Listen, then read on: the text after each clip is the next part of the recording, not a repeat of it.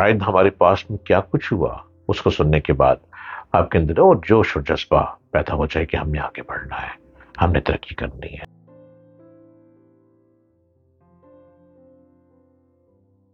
Hello, السلام علیکم۔ آپ دیکھ رہے ہیں یوٹیوب چینل ڈاکٹر جلیل اسلم آفیشل، اور میں آپ کے سامنے ہر روز ایک نئی داستان لیے آتا ہوں۔ یہ تو میں موٹیویشنل اسپیکر ہوں، لیکن میں یہ سمجھتا ہوں کہ موٹیویشنل اسپیکر کا یہی خالی کام نہیں ہے کہ بار بار اکساتے رہو اکساتے رہو اکساتے رہو۔ نو، موٹیویشنل اسپیکر کا یہ بھی کام ہے کہ بار بار ہسٹری پہ بھی نظر ڈالو، آپ کو ہسٹری بھی دکھاتے رہو۔ شاید ہسٹری سننے سے آپ لوگوں کے اندر حوصلہ اور بڑھ جائے، شاید ہمارے پاس میں کیا کچھ ہوا اس کو سننے کے بعد آپ کے اندر اور جوش اور جذبہ پیدا ہو جائے کہ ہم نے آگے بڑھنا ہے، ہم نے ترقی کرنی ہے۔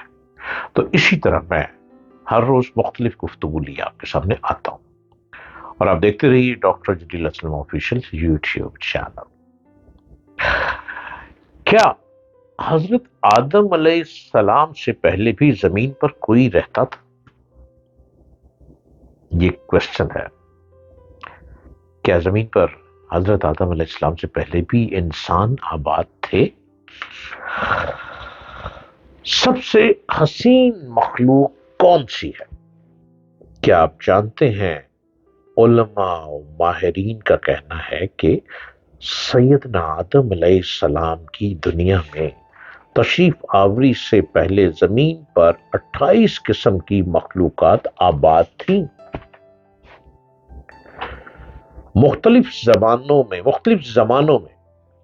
مختلف دور میں ادوار میں کئی ہزار سال عجیب و غریب مخلوقات یہاں آباد رہی ہیں۔ جنات کے بارے میں تو سبھی جانتے ہیں کہ آدم علیہ السلام سے پہلے یہ آباد تھے، پھر انہوں نے سرکشی کی تو اللہ تعالیٰ نے فرشتوں کو بھیجا جنہوں نے جنات کو قتل کیا اور زمین سے نکال کر جزیروں میں بھیج دیا۔ مگر جنات سے پہلے 27 مخلوقات اور آباد تھیں، اور ان میں سے بن، پھر خن، پھر من دنیا میں آباد رہے۔ علامہ ابن کثیر نے البدائیہ والنہایہ میں لکھا ہے کہ بن اور خن زمین میں رہتے تھے، وہ سرکش ہو گئے تو اللہ تعالیٰ نے جن بھیجے جنہوں نے بن و خن کو زمین سے نکال دیا۔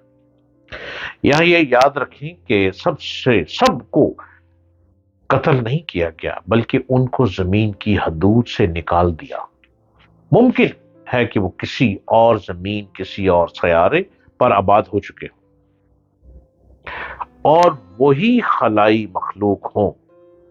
پھر جنات نے سرکشی کی تو فرشتوں نے ان کو قتل کیا، اور جس کے لیے زمین کی تخلیق کی گئی یعنی حضرت انسان، وہ پیدا کیا گیا۔ پہلے 28 قسم کی مخلوقات زمین پر آباد تھی۔ انسان سے پہلے 28 قسم کی مخلوقات زمین پہ آباد تھیں۔ 28 قسم کی مخلوقات آباد تھیں، اور ان میں سے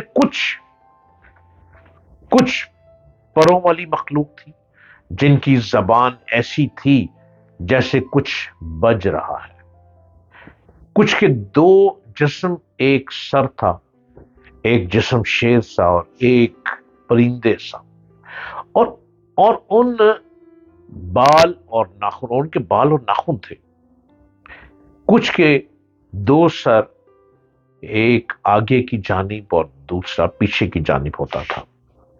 کچھ نصف انسان جیسے تھے اور ان کی کئی ٹانگیں تھیں، کچھ کا منہ انسان سا اور پیٹھ کچھوے جیسی اور سر میں سینگ ہوتے تھے۔ کچھ کے سفید بال گائے جیسی دم ہوتی تھی، کچھ کے ناخن خنجروں کی طرح اور لمبے لمبے کان ہوا کرتے تھے۔ آدم علیہ السلام سے پہلے 120 مخلوقات آباد تھیں۔ اصل میں 28 ہی تھیں، باہم شادی کی وجہ سے وہ مزید الگ ہوتے گئے، اور یوں 120 عجیب و غریب مخلوقات بن گئے، اور سب سے آخر میں حضرت انسان کو پیدا کیا گیا جو سب مخلوقات میں حسین و جمیل ہے۔ اللہ رب العزت نے فرمایا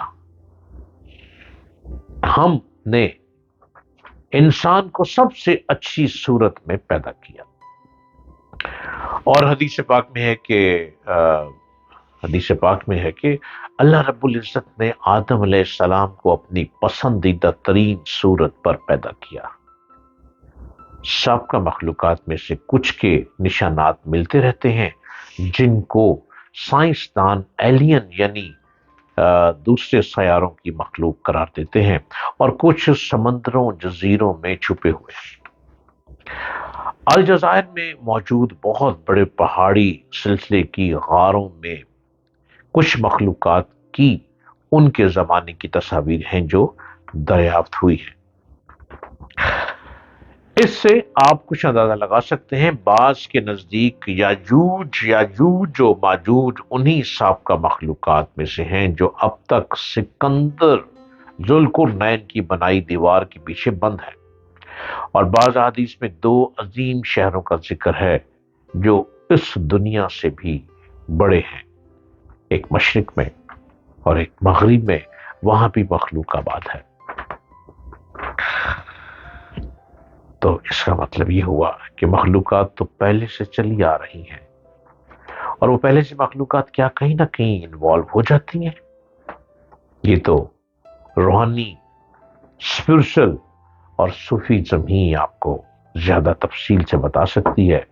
صوفیزم کا کہیں نہ کہیں واسطہ کہیں نہ کسی جگہ پہ ٹکراؤ کسی نہ کسی مخلوقات سے ہوتا ہی رہتا ہے. اس لیے صوفیزم کو سمجھنے کی کوشش کریں. صوفیزم ایک سکون ہے. صوفیزم آپ کو بہت سے ایسے علوم کے بارے میں بتاتی ہے، بہت جائزہ لیتی ہے صوفیزم، کہ جس میں آپ خود کو بھی پہچان سکتے ہیں.